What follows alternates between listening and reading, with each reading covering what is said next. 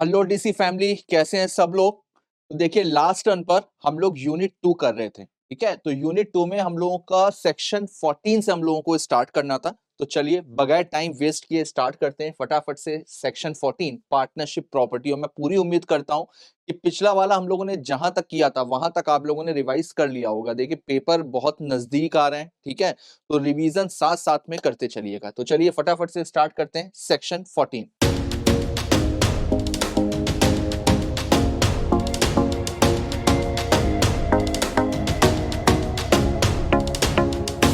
देखो सेक्शन 14 क्या कहता है। सेक्शन 14 बताता है आपका पार्टनरशिप प्रॉपर्टी। पार्टनरशिप प्रॉपर्टी होती क्या है, पहले तो इसको समझ लेते हैं।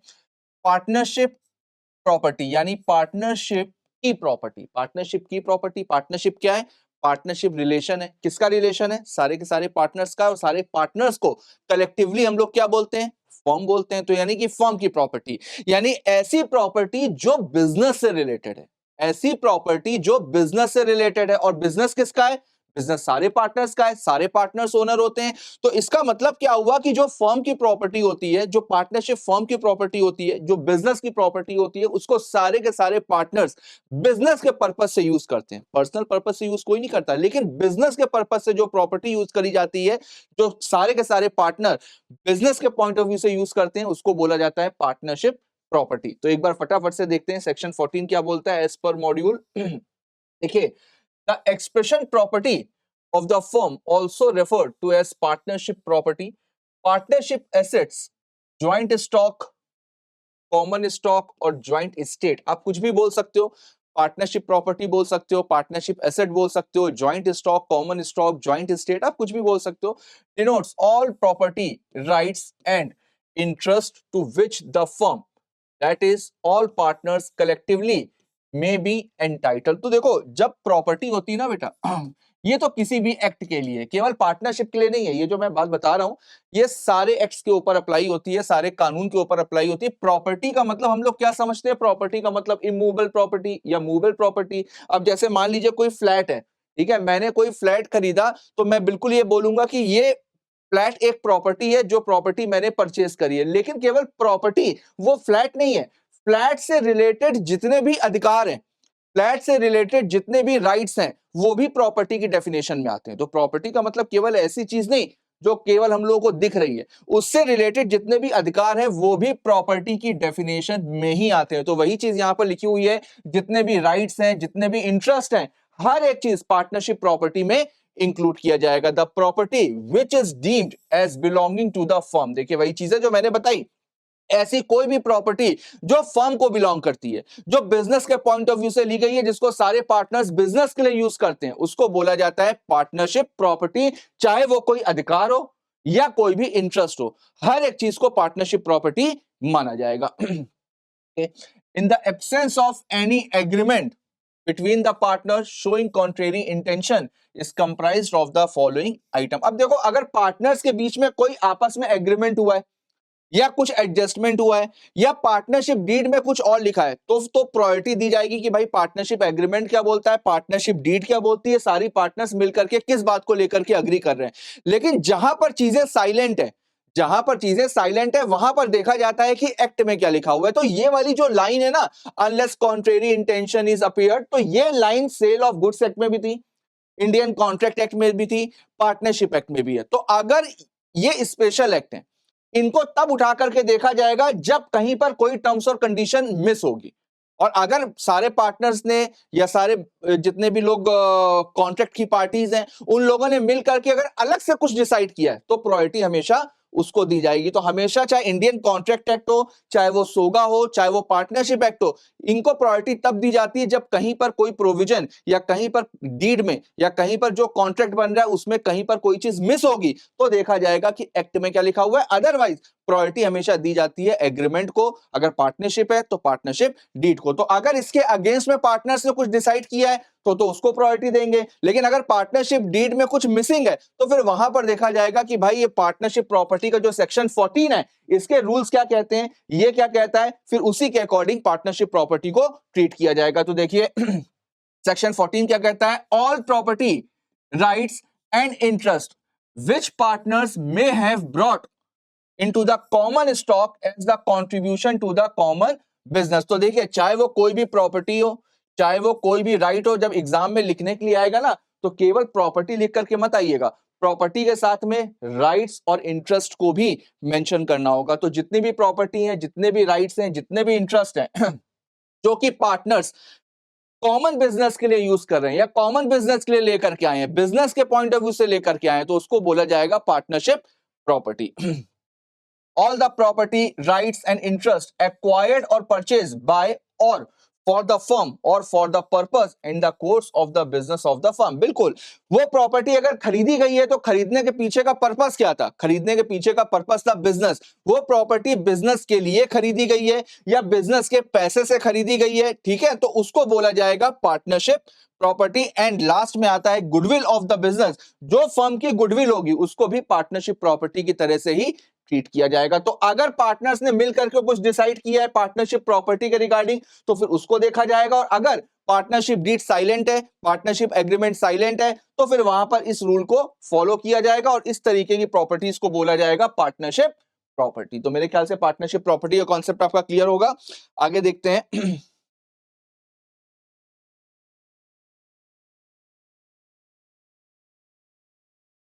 अब देखिए, नेक्स्ट है कि अगर क्वेश्चन उठता है कि कोई भी प्रॉपर्टी है, अब अगर किसी भी कोई भी प्रॉपर्टी है उसको फाइंड आउट करना है कि ये प्रॉपर्टी पार्टनरशिप प्रॉपर्टी है या नहीं है, तो फिर कैसे देखा जाएगा? देखिए, the determination of the question whether a particular property is or is not property of the firm ultimately depends on the real intention or agreement of the partner। अब देखो, कोई भी प्रॉपर्टी है तो उसको अगर ये पता लगाना है कि ये पार्टनरशिप प्रॉपर्टी है या नहीं है, तो ये कैसे पता चल सकता है? ये दो चीजों से पता चल सकता है। एक तो पार्टनर्स की इंटेंशन क्या है, पार्टनर्स की सोच क्या है इस प्रॉपर्टी को लेकर के आने के पीछे, और या फिर एग्रीमेंट। और अगर एग्रीमेंट में सारी चीजें लिखी हुई है तब तो कोई मतलब ही नहीं बनता, लेकिन इंटेंशन का पता कैसे चलेगा? इंटेंशन क्या होती है? इंटेंशन तो एक सोच होती है ना। अब आदमी की सोच का आप कैसे पता लगा सकते हो? तो सोच का पता चलता है उसके कंडक्ट से, सोच का पता चलता है उसके कंडक्ट से कि किस तरीके का वो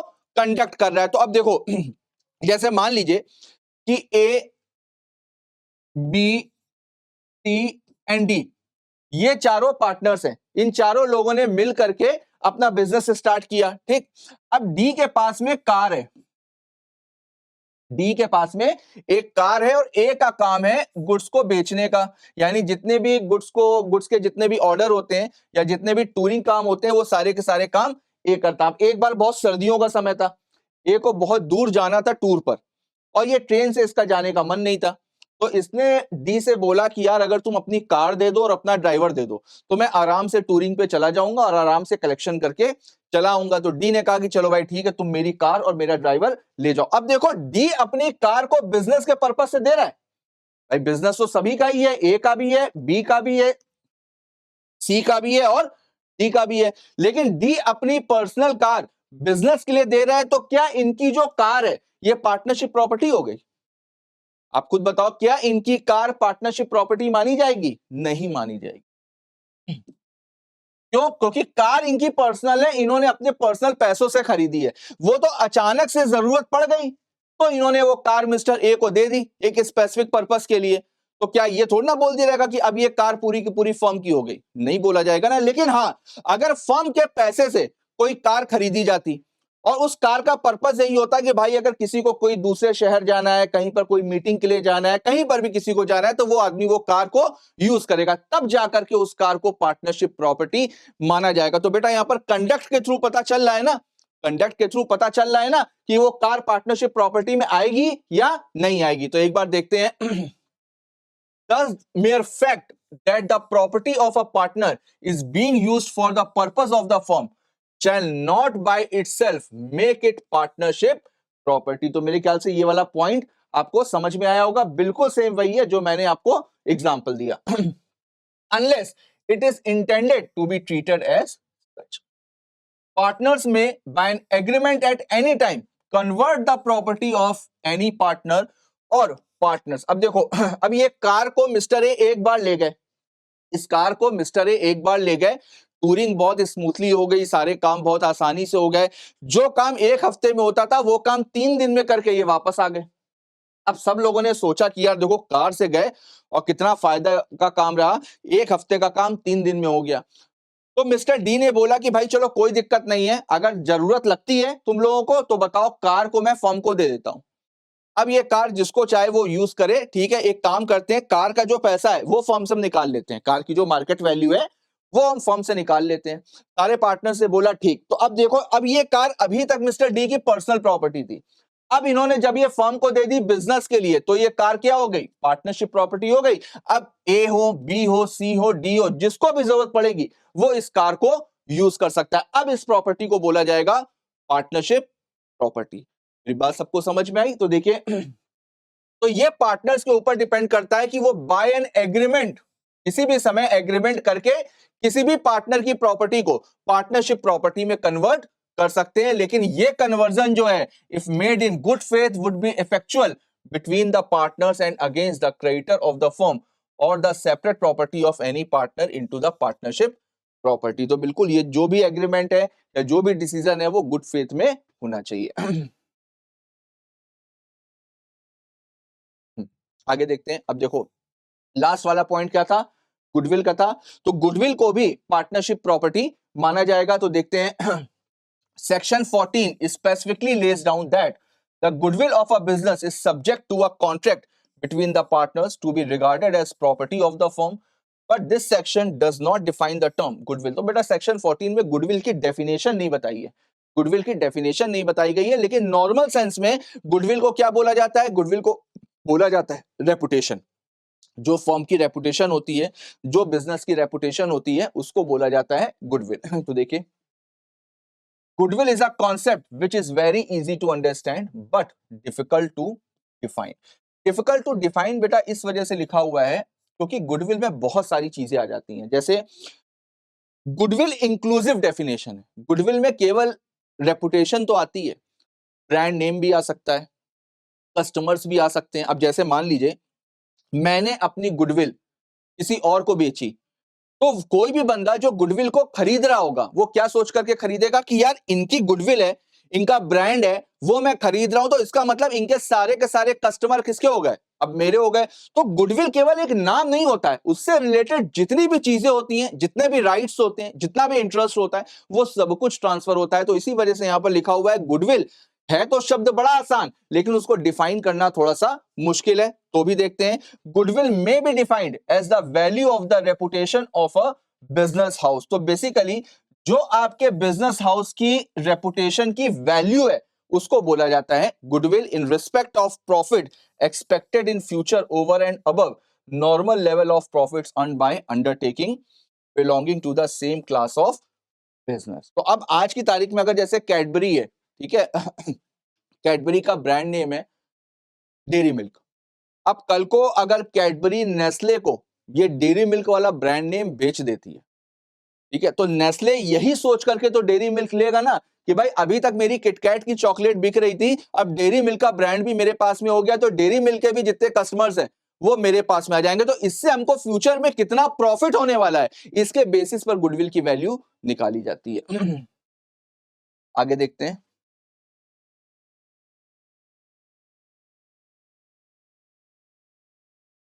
देखिए, when a partnership firm is dissolved, every partner has a right in the absence of any agreement to the contrary to have the goodwill of business sold for the benefit of all the partner। बिल्कुल भाई, जब partnership firm dissolve होगी तो जो भी property है वो किसकी होगी? पार्टनर्स की होगी। तो उसी तरीके से जो गुडविल है, गुडविल पे भी सारे पार्टनर्स का राइट होगा।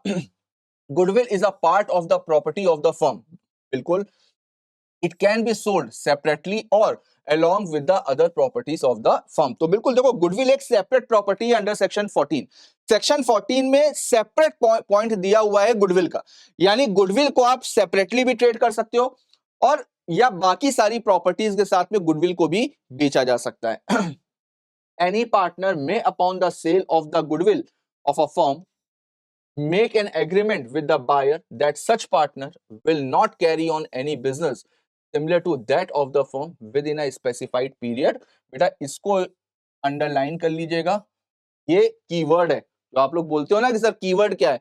अगर कभी भी गुडविल को खरीदने या बेचने की बात आए, या जो हम लोगों ने पढ़ा था एक इंडियन कॉन्ट्रैक्ट एक्ट में रिस्ट्रेन ऑफ ट्रेड पढ़ा था, तो ये लिखना जरूरी है, स्पेसिफाइड पीरियड और with in specified local limits. ठीक है, ये होना जरूरी होता है। इसका मतलब समझो, अभी मैंने आपको एग्जांपल दिया कि कैडबरी ने जो डेयरी मिल्क है वो ब्रांड नेस्ले को दे दिया। ठीक, अब नेस्ले किस इंटेंशन के साथ में डेयरी मिल्क को खरीद रहा है? नेस्ले ये सोच रहा है कि अभी तक यार डेयरी मिल्क के जितने भी कस्टमर्स हैं, यानी अब कुछ लोग होते हैं ना, वो चॉकलेट के नाम पर सीधे सीधे डेयरी मिल्क मांगते हैं, यार डेयरी मिल्क दे दो, 10 वाली दे दो, 20 वाली दे दो, 40 वाली दे दो। डेयरी मिल्क के जितनी भी चॉकलेट्स हैं, जितनी भी चीजें, जितने भी कस्टमर हैं, उससे रिलेटेड जितने भी इंटरेस्ट हैं, वो सारे के सारे किसके पास चले गए? नेस्ले के पास में चले गए। अब सोचो कि नेस्ले करोड़ों रुपए, अरबों रुपए खर्च करके डेयरी मिल्क का एक ब्रांड खरीद रहा है, केवल एक नाम खरीद रहा है, तो बिल्कुल कैडबरी के ऊपर क्या रिस्ट्रिक्शन नहीं लगाएगा कि भाई कल को ऐसा ना हो कि मैंने तो करोड़ों अरबों रुपए लेकर के डेयरी मिल्क का नाम खरीद लिया, अब कल को पता चला आप सेम बिजनेस फिर से करने लगो, तो पता चला मेरे तो कस्टमर कट जाएंगे। तो यहां पर जो बायर ऑफ गुडविल होता है वो सेलर ऑफ गुडविल के ऊपर रिस्ट्रिक्शन लगा सकता है। उसी तरीके से अब यहां पर सेलर कौन है? सेलर तो पार्टनर्स हैं, तो पार्टनर्स अगर चाहें, सॉरी, अगर बायर ऑफ गुडविल चाहे तो पार्टनर्स के ऊपर ये रिस्ट्रिक्शन लगा सकता है कि भाई आप सेम बिजनेस नहीं करोगे। लेकिन सेम बिजनेस के लिए रिस्ट्रिक्शन तभी लगाई जा सकती है जब पीरियड स्पेसिफाइड हो और स्पेसिफाइड लोकल लिमिट हो। यहां पर लोकल लिमिट का मतलब क्या है? लोकल लिमिट का मतलब है जियोग्राफिकल लिमिट। जो जियोग्राफिकल लिमिट है वो भी सर्टेन होनी चाहिए, टाइम पीरियड भी सर्टेन होनी चाहिए। अब अगर जैसे मान लीजिए कि किसी पार्टनर को बोला गया तुम इंडिया में कहीं पर भी सामान नहीं बेचोगे, तो क्या ये स्पेसिफाइड है? नहीं स्पेसिफाइड है। इस तरीके की टर्म्स और कंडीशन नहीं होनी चाहिए। जियोग्राफिकल लिमिट स्पेसिफाइड होनी चाहिए, टाइम पीरियड स्पेसिफाइड होना चाहिए। अब अगर ये बोल दिया गया तुम कभी भी ये बिजनेस नहीं करोगे, तो कभी भी का मतलब क्या होता है? कभी भी का कोई मतलब थोड़ी ना होता है। तो चाहे वो टाइम लिमिट हो, चाहे वो जियोग्राफिकल लिमिट हो, वो स्पेसिफाइड होनी चाहिए, सर्टेन होनी चाहिए। और इसी कंडीशन पर ये रिस्ट्रिक्शन लगाई जा सकती है। And notwithstanding anything contained in section 27 of the Indian Contract Act, such agreement shall be valid if the restriction imposed are reasonable. तो अगर जो भी रिस्ट्रिक्शंस लगाई गई हैं अगर वो रीजनेबल हैं तो फिर वो चीज सेक्शन 27 में आएगी। और सेक्शन 27 कहता है कि अगर रीजनेबल रिस्ट्रिक्शन लगाई है तो रिस्ट्रेन ऑफ ट्रेड वैलिड हो सकता है। ये एक्सेप्शन में आता है सेक्शन 27 में, है ना। देखिए, property of a partner where the property is exclusively belonging to a person, it does not become a property of the partnership merely because it is used for the business of the partnership। देखिए same वही है जो भी मैंने आपको car वाला example दिया कि केवल बिजनेस में वो प्रॉपर्टी इस्तेमाल हो रही है, इसका मतलब ये नहीं कि वो पार्टनरशिप प्रॉपर्टी है। अभी जैसे मैंने आपको कार वाला एग्जांपल दिया था, such property will become property of the partnership if there is an agreement. तो अगर एग्रीमेंट होगा तभी उसको पार्टनरशिप प्रॉपर्टी माना जाएगा। तो मेरे ख्याल से आपको गुडविल का भी कॉन्सेप्ट क्लियर और पार्टनरशिप प्रॉपर्टी का भी कॉन्सेप्ट क्लियर। देखिए आगे।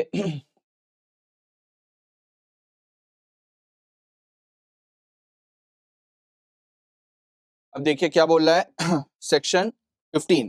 सेक्शन 15 क्या कहता है? Application of the property of the firm.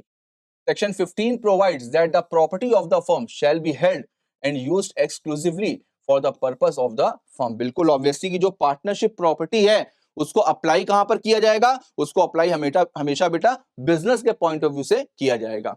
In partnership there is a community of interest which all the partners take in property of the firm. तो सारे पार्टनर्स की के इंटरेस्ट में उस प्रॉपर्टी को यूज किया जाएगा। क्यों? क्योंकि वो फर्म की प्रॉपर्टी है, किसी पार्टनर की पर्सनल प्रॉपर्टी नहीं है, तो वो हमेशा कभी भी यूज होगी तो वो कम्युनिटी के इंटरेस्ट में यूज होगी। But that does not mean that during the subsistence of the partnership a particular partner has any proprietary interest in the assets of the firm. Every partner of the firm has a right to get his share of profit till the firm subsists, and he has also a right to see that all the assets of the partnership are applied to and used for the purpose of the partnership business। बिल्कुल। देखो अगर कोई भी partnership property है ठीक है, तो सारे पार्टनर्स क्या चाहेंगे, सारे पार्टनर्स यही चाहेंगे कि भाई ये इस प्रॉपर्टी को फर्म के बिजनेस के पॉइंट ऑफ व्यू से ही यूज किया जाए, और हर एक पार्टनर के पास में ये राइट है कि वो इस बात को देख सकता है कि भाई पार्टनरशिप की जो प्रॉपर्टी है वो हमेशा बिजनेस के पर्पज से ही यूज करी जाए, कोई पर्सनल पर्पज से यूज ना करी जाए। आगे देखते हैं। अब देखिए personal profit earn by partner section 16। अब देखो सेक्शन 16 क्या बोलता है, अगर किसी पार्टनर ने पर्सनल प्रॉफिट अर्न किया, पर्सनल प्रॉफिट अर्न बहुत सारे तरीके से हो सकता है, हमने बेचने में कमीशन ले लिया, हमने खरीदने में कमीशन ले लिया, हमने कहीं से सस्ता सामान खरीद लिया और अपनी ही फर्म को प्रॉफिट कमा करके बेच दिया। तो देखो ये जो पार्टनरशिप है ना, ये पार्टनरशिप एक रिलेशन है, और ये रिलेशन चलता है गुड फेथ में, यानी हर एक पार्टनर एक दूसरे के ऊपर भरोसा करता है कि भाई हम लोग जो भी काम करेंगे वो कॉमन इंटरेस्ट में करेंगे, और अगर मैं कोई भी काम कर रहा हूं तो अपने फर्म के बेनिफिट के लिए कर रहा हूं, क्योंकि ये यहां पर भी वही प्रिंसिपल है भाई, हर एक पार्टनर एक दूसरे का प्रिंसिपल होता है, एजेंट भी होता है। तो हर एक पार्टनर अगर कोई भी काम करेगा तो पूरे के पूरे फर्म के बेनिफिट के लिए होना चाहिए, अपने पर्सनल इंटरेस्ट के लिए नहीं होना चाहिए, अपने पर्सनल के बेनिफिट के लिए नहीं होना चाहिए। तो अगर किसी भी पार्टनर ने कोई सीक्रेट प्रॉफिट, कोई हिडन प्रॉफिट या कुछ भी इस तरीके का प्रॉफिट कमाया है, तो यहां पर उसकी ड्यूटी होती है कि उस प्रॉफिट को वो फर्म को वापस करेगा। तो पहली बात तो कमाने ही नहीं चाहिए, पहली बात तो कमाने ही नहीं चाहिए। क्यों? क्योंकि अगर कमाया तो कहीं ना कहीं ट्रस्ट टूटता है भाई, सारे पार्टनर्स के बीच में एक ट्रस्ट होता है ना, एक भरोसा होता है। तो अगर पता चला कि यार ये पार्टनर तो सीक्रेट प्रॉफिट कमा रहा है, तो फिर कभी भरोसा नहीं हो पाएगा, इससे पूरा का पूरा बिजनेस इंपैक्ट होगा। तो इस वजह से ये चीज बोली जाती है कि भाई पार्टनर को पहली बात तो सीक्रेट प्रॉफिट कमाने ही नहीं चाहिए, लेकिन अगर कमाया है तो फिर वो उस पैसे को रिइंबर्स करेगा फर्म को। देखिए, if a partner derives any profit for himself from any transaction of the firm or from the use of the property or business connection of the firm or the firm name, he shall account for that profit and pay it to the if a partner carries on any business of the same nature as and competing with that of firm, he shall account for and pay for the firm all profit made by him in that business. अब अगर मान लीजिए A, B, C, D ये लोग garments का काम कर रहे हैं पार्टनरशिप में, ये लोग गारमेंट्स का काम कर रहे हैं पार्टनरशिप में, और मिस्टर डी का भी पर्सनल काम भी है गारमेंट्स का ही। तो भाई ये तो मना किया जाएगा कि अगर कोई भी फर्म में पार्टनर है तो सेम बिजनेस वो पर्सनल लेवल पे नहीं कर सकता, क्योंकि आपस में ही फिर उसका और फर्म का कंपटीशन चलने लगेगा ना। तो यहां पर यही चीज बोली जा रही है कि अगर डी का सेम बिजनेस है और इस बिजनेस से भी इन्होंने अगर कोई भी प्रॉफिट कमाया है तो वो भी प्रॉफिट जाएगा फर्म के पास में। तो किसी भी तरीके का सीक्रेट प्रॉफिट नहीं होना चाहिए। एग्जाम्पल एक बार देख लेते हैं, दो एग्जाम्पल दिए हुए हैं, एक एग्जाम्पल मैं बता देता हूं, ठीक है, आसान सा है। देखिए A, B, C and D established partnership business for refining sugar. A who was himself a wholesale grocer was entrusted with the work of selection and purchase of sugar. तो देखो जो ए पार्टनर था उसका खुद का एक ग्रोसरी स्टोर भी था होलसेल में, ठीक है, और वही शुगर के बिजनेस में परचेजिंग का काम भी देखता था। तो as a wholesale grocer A was well aware of the variation in the sugar market. अब उसका होलसेल का ग्रोसरी का बिजनेस था, तो उसको पता रहता था कि भाई मार्केट में कब शुगर का प्राइस कम होगा, कब शुगर का प्राइस ज्यादा होगा। तो उसने क्या किया कि जब उसने देखा कि शुगर का प्राइस आगे बढ़ने वाला है तो कम रेटों पे उसने शुगर खरीद ली। अब जब शुगर का प्राइस बढ़ गया तो उसने लो प्राइस में खरीदी हुई है, अब वो क्या कर रहा है, अब वही शुगर फर्म को वो बढ़े हुए रेटों में दे रहा है, यानी फर्म से ही वो प्रॉफिट कमा रहा है। तो उस केस में यहां पर बोला जाएगा A was bound to account to the firm for the profit so made by him. This rule however is subject to a contract between the partner. Obviously ये तो हर जगह पर लिखा हुआ है, अगर पार्टनर्स के बीच में इस चीज को लेकर के कुछ अलग से कॉन्ट्रैक्ट हुआ है तो फिर प्रायोरिटी दी जाएगी उस कॉन्ट्रैक्ट को, अदरवाइज ये देखा जाएगा कि एक्ट में क्या लिखा हुआ है। इसको एक बार आप लोग देख लीजिएगा, सेम बिल्कुल वैसे ही है बेटा। आगे देखते हैं, आगे देखो सेक्शन 17। अब सेक्शन 17 क्या बताता है, सेक्शन 17 आपका बताता है rights and duties of partner after a change in the firm. अब चेंज इन फर्म का मतलब क्या है, चेंज इन फर्म का मतलब क्या है, इसका मतलब यहां पर फर्म का कॉन्स्टिट्यूशन चेंज हो रहा है।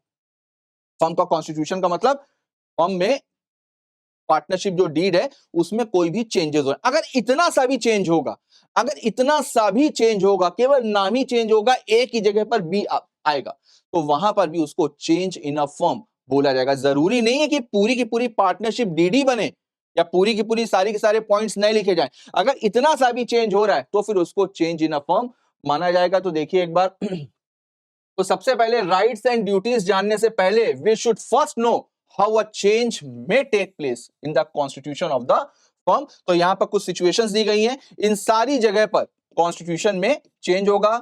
वेयर अ न्यू पार्टनर और पार्टनर्स कम इन, अगर किसी पार्टनर का एडमिशन हो रहा है या किसी पार्टनर की डेथ हो रही है या कोई भी पार्टनर रिटायर हो रहा है, या where the partnership concern carries on business other than business for which it was originally formed, यानी कि पार्टनरशिप फर्म का बिजनेस ही चेंज हो रहा है।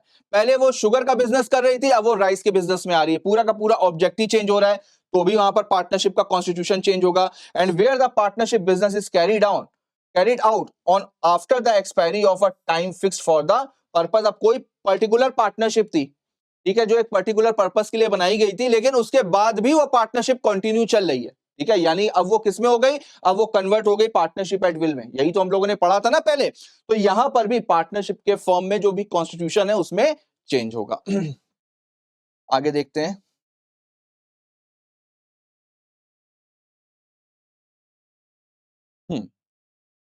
तो देखिए according to section 17 subject to contract between the partner, ये लाइन तो बेटा हर जगह पर आएगी, ये लाइन याद रख लेना। कोई भी प्रोविजन है, चाहे वो इंडियन कॉन्ट्रैक्ट एक्ट का हो, चाहे वो सोगा का हो, चाहे वो पार्टनरशिप एक्ट का हो, ये तो हर जगह पर अप्लाई होगा कि अगर उनके बीच में आपस में कुछ और डिसाइड हुआ है। तो सबसे पहले देखते हैं after a change in the firm, where a change occurs in the constitution of a firm, the mutual rights and duties of the partner in the reconstituted firm remain the same as they were immediately before the change as far as may be। तो देखो अगर किसी भी वजह से firm का constitution change हो रहा है, ठीक है, और उसमें राइट्स और ऑब्लिगेशंस में कोई भी बदलाव नहीं किए गए, कोई भी चेंजेस नहीं किए गए, तो इसका मतलब ये इंप्लाइड है कि जो पुराने वाले राइट्स थे, जो पुरानी वाली ड्यूटीज थी, वही अभी भी अप्लाई होंगी। तो देखिए एक बार after the expiry of the term of the firm, अब अगर मान लीजिए कि कोई भी फर्म, कोई भी पार्टनरशिप फर्म किसी फिक्स पीरियड के लिए बनाई गई थी, यानी 5 साल के लिए बनाई गई थी, अब 5 साल पूरे हो गए तो कायदे से फर्म को डिसॉल्व हो जाना चाहिए, लेकिन फर्म डिसॉल्व नहीं हुई है, अभी भी कंटिन्यू कर रही है, अभी भी अपने बिजनेस को लगातार कर रही है, तो लेकिन अभी कुछ नया डिसाइड नहीं हुआ है टाइम पीरियड वगैरह, तो इसका मतलब क्या हुआ, अब यह पार्टनरशिप कन्वर्ट हो गई पार्टनरशिप एट विल में। अब जब पार्टनरशिप एट विल में कन्वर्ट हो गई लेकिन कोई नया एग्रीमेंट तो बना नहीं है, तो उस समय क्या होगा, उस समय जब वो पार्टनरशिप फॉर फिक्स पीरियड थी, उस समय जो राइट्स एंड ऑब्लिगेशंस, जो ड्यूटीज, जो अथॉरिटीज पार्टनर की थी, तो सेम वैसे ही चलती रहेंगी, सेम वैसे ही चलती रहेंगी। तो देखिए एक बार where a firm constituted for a fix term continues to carry on business after the expiry of that term, the mutual rights and duties of the partner remain the same as they were before the expiry। तो expire होने से पहले जो भी rights and जो भी duties थी वो अभी भी पार्टनर्स की बनी रहेंगी। बस ये होना चाहिए कि वो पार्टनरशिप एट विल के कंसिस्टेंट में होनी चाहिए, क्योंकि अब तो पार्टनरशिप का नेचर चेंज हो गया है, तो उसके साथ में कंसिस्टेंसी होनी चाहिए। so far as they may be consistent with the incidents of partnership at, मेरे ख्याल से दोनों पॉइंट्स बेटा आपको क्लियर हो गए होंगे अच्छे से, ठीक है, आगे देखते हैं। Where additional undertaking are carried out obviously, अब जैसे मान लिए कि कोई पार्टनरशिप है वो किसी पर्टिकुलर प्रोजेक्ट के लिए बनाई गई थी, या पार्टनरशिप फर्म का अपना कोई बिजनेस था, अब वो दूसरी अंडरटेकिंग ले रही है, कोई दूसरा प्रोजेक्ट ले रही है, या अपना ऑब्जेक्ट चेंज कर रही है, और वहां पर और कोई बदलाव नहीं हुआ है, बस केवल यही बदलाव हुआ है, तो इसका मतलब क्या हुआ, इसका मतलब जो पुराने राइट्स और जो पुरानी ड्यूटीज थी, वही राइट्स और वही ड्यूटीज अभी भी कंटिन्यू रहेंगे। ठीक है, where a firm constituted to carry out one or more adventure or undertaking carries out other adventure or undertaking are the same as those in respect of the original adventure or undertaking. तो जो पुराने वाले project में rights थे, जो पुराने वाले project की ड्यूटीज थी, सेम वही राइट्स और सेम वही ड्यूटीज चलती रहेंगी। आगे देखते हैं।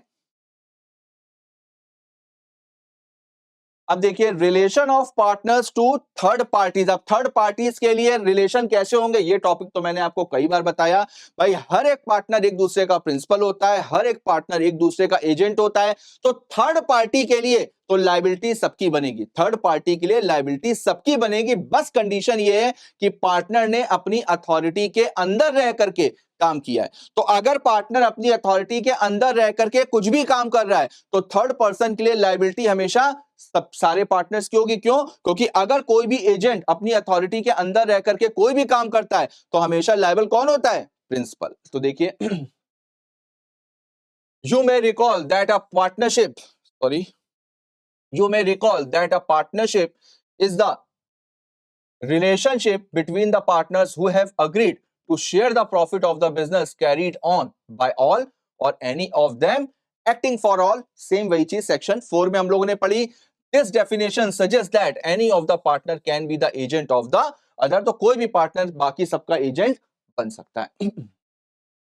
Section 13 clarifies this position by providing that subject to the provision of an act, a partner is the agent of the firm for the purpose of the business of the firm। The partner indeed virtually embraces the character of both principal and agent। देखिए same मैंने बताई, हर एक partner principal भी होता है, हर एक partner agent भी होता है। तो आप आसानी से ये भी बोल सकते हो हर एक पार्टनर एक दूसरे का प्रिंसिपल भी होता है, हर एक पार्टनर एक दूसरे का एजेंट भी होता है। So far as he acts for himself and is in his own interest in the common concern of the partnership, he may properly be deemed a principal, and so far as he acts for his partner, he may properly be deemed as an agent। आगे देखिए, the principal distinction between him and a mere agent is that he has a community of interest with the other partner in the whole property and business and liabilities of partnership, whereas an agent as such has no interest in either। अब अगर कोई normal agent होता है, दोनों में फर्क क्या है? अगर कोई नॉर्मल एजेंट है, अब जैसे मान लीजिए कि मुझे कोई काम करना है, मैंने अपने काम को करने के लिए एक एजेंट को हायर किया, तो उसके पास में कोई अधिकार नहीं होंगे वैसे कि प्रॉपर्टी पे कोई अधिकार है या मेरी एसेट पे उसका कोई अधिकार है, वो चीज नहीं होगी। बस केवल क्या होगा कि वो जो भी काम करेगा वो अपने किए गए कामों से मेरे को बाउंड करेगा।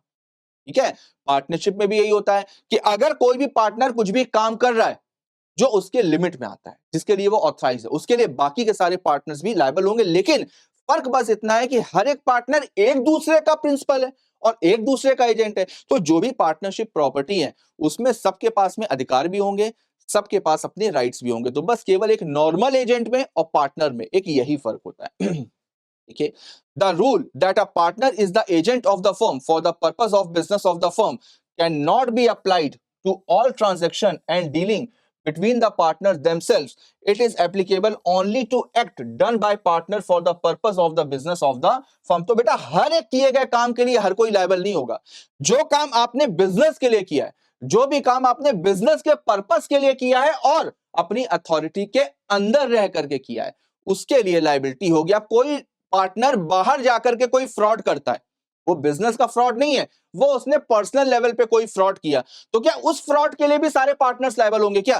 वो तो उसने पर्सनली फ्रॉड किया है ना, तो फिर उसके लिए सारे पार्टनर्स लायबल नहीं होंगे। तो यहां पर यही चीज बोली जा रही है कि आप बिजनेस के पॉइंट ऑफ व्यू से अगर कोई भी काम कर रहे हैं तो वहां पर आप पूरी की पूरी फर्म को बाउंड करते हैं। लेकिन इसका मतलब ये नहीं कि फर्म ने आपको गोद ले लिया है, फर्म ने आपको अडॉप्ट कर लिया, अब आप जिंदगी में कुछ भी करोगे तो पूरी की पूरी फर्म लायबल होगी ना। अगर आप पर्सनल लेवल पे कोई भी कमिटमेंट कर रहे हो, पर्सनल लेवल पे कुछ भी गलती कर रहे हो, तो उसके लिए फर्म लायबल नहीं होगी। आगे देखते हैं।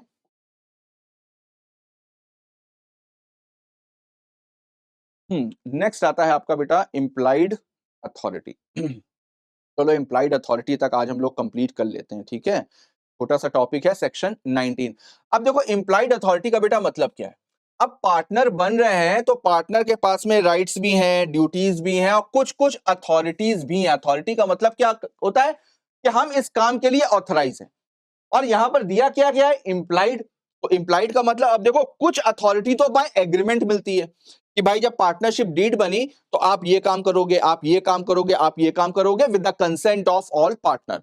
तो सारे पार्टनर्स की कंसेंट लेकर के हर एक को हर एक की अथॉरिटी बता दी जाती है।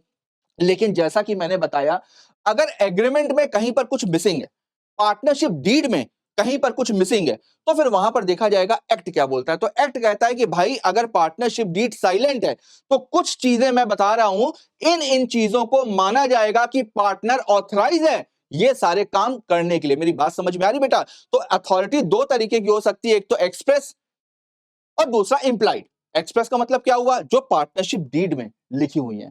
और इंप्लाइड कब ली जाएंगी? जब पार्टनरशिप डीड साइलेंट होगी। तो एक्ट क्या कहता है? कुछ कुछ कामों को बताया गया है कि इस काम को करने के लिए सारे पार्टनर्स ऑथराइज होंगे। देखिए, subject to the provision of section 22, the act of a partner which is done to carry on in the usual way business of the kind carried on by the firm binds the firm. The authority of a partner to bind the firm conferred by this section called his implied authority. तो जैसा कि मैंने आपको बताया कि अगर partner अपनी authority के अंदर रह करके कोई भी गड़बड़ करता है तो उस सिचुएशन में सारे पार्टनर्स लायबल होंगे। तो यहां पर इसी वजह से इंप्लाइड अथॉरिटी दी हुई है। बेटा ये जितने भी पॉइंट्स हैं इन सारे पॉइंट्स को इंप्लाइड अथॉरिटी से बाहर रखा गया है। यानी कि किसी भी पार्टनर की अथॉरिटीज तो हो सकती है बाय एग्रीमेंट, लेकिन ये जो सारी है ये इंप्लाइड अथॉरिटी है कि किसी भी पार्टनर की ये अथॉरिटीज नहीं होंगी। अथॉरिटीज में इन सारी चीजों को कवर नहीं किया जाएगा अनलेस एंड अनटिल कहीं पर बिजनेस करने का तरीका ही हो या कहीं पर बिजनेस की डिमांड हो या पार्टनर्स ने अगर आपस में कोई एग्रीमेंट करके रखा हुआ है तो बात अलग है। अदरवाइज इन सबको इंप्लाइड अथॉरिटी से बाहर रखा गया है। तो देखिए कौन कौन सा है? Submit a dispute relating to the business of the firm to arbitration. भाई फर्म का अगर कोई भी डिस्प्यूट चल रहा है तो अकेले अपनी कैपेसिटी में अपनी मर्जी से वो आर्बिट्रेशन में उसको नहीं ले जा सकता। आर्बिट्रेशन का मतलब क्या होता है बेटा? अभी फिलहाल के लिए इतना समझो, आर्बिट्रेशन का पूरा एक कानून है, आर्बिट्रेशन एंड कॉन्सिलिएशन एक्ट 1996। लेकिन अभी फिलहाल के लिए इतना समझो, out of court settlement.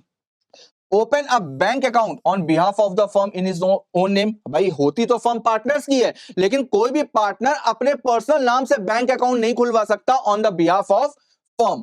Compromise और रिलिंकिश। रिलिंकिश का मतलब होता है बेटा कैंसिल करना या गिव अप करना। रिलिंकिश एनी क्लेम और portion of a claim by the firm. अब फर्म को कहीं से पेमेंट लेनी है, फर्म को कहीं से पैसे लेने हैं, तो पार्टनर अपनी कैपेसिटी में उस पैसों को कॉम्प्रोमाइज या रिलिंकिश यानी कि गिव अप नहीं कर सकता। Withdraw a suit or proceeding filed on behalf of the firm. अब फर्म को अगर कहीं पर कोई भी केस करना है या कोई भी प्रोसीडिंग चल रही है तो कोई भी पार्टनर अपनी पर्सनल कैपेसिटी में फर्म के बिहाफ पर उस प्रोसीडिंग को विड्रॉ नहीं कर सकता और ना ही admit any liability in a suit or proceeding against the firm. अब फर्म के अगेंस्ट में अगर कोई भी केस चल रहा है तो अपनी पर्सनल कैपेसिटी में फर्म के बिहाफ पर वो एडमिशन यानी कि जो भी गलतियां हैं जो भी चीजें हैं उनको एडमिट नहीं कर सकता। तो ये पांचों पॉइंट्स बेटा क्लियर होंगे। आगे देखते हैं। Acquire immovable property on the behalf of the firm. अब भाई फर्म का जो पैसा है वो तो सारे पार्टनर्स का है ना, तो फर्म के बिहाफ पर इमूवेबल प्रॉपर्टी वो अपने नाम से एक्वायर नहीं कर सकता। ठीक उसी तरीके से फर्म की अगर कोई भी इमूवेबल प्रॉपर्टी है, फर्म की अगर कोई भी इमूवेबल प्रॉपर्टी है तो वो उसको ट्रांसफर नहीं कर सकता, ना ही enter into partnership on the behalf of the firm. अब फर्म की कॉन्ट्रेक्चुअल कैपेसिटी तो होती नहीं है, फर्म की कॉन्ट्रेक्चुअल कैपेसिटी तो होती नहीं है, तो वो फर्म के बिहाफ पर किसी भी पार्टनरशिप में एंटर नहीं कर सकता। तो बेटा ये सारे पॉइंट, ये 8 पॉइंट्स हम लोगों ने पढ़े, ये इंप्लाइड अथॉरिटी में नहीं होते। और इंप्लाइड अथॉरिटी से रिलेटेड एक सेक्शन है सेक्शन 22, तो इसको हम लोग नेक्स्ट क्लास में कवर अप करेंगे। तो आज के लिए हम लोगों ने यहां तक की कंप्लीट किया। नेक्स्ट क्लास में हम लोग सेक्शन 22 के आगे बढ़ेंगे। तब तक जितना भी पोर्शन आज हम लोगों ने किया है उसको अच्छे से रिवाइज करिएगा। मैं आपको बार बार याद दिला रहा हूं, पेपर आने वाले हैं। तो चलिए मिलते हैं नेक्स्ट एपिसोड में, नेक्स्ट क्लास में। तब तक के लिए ऑल द बेस्ट।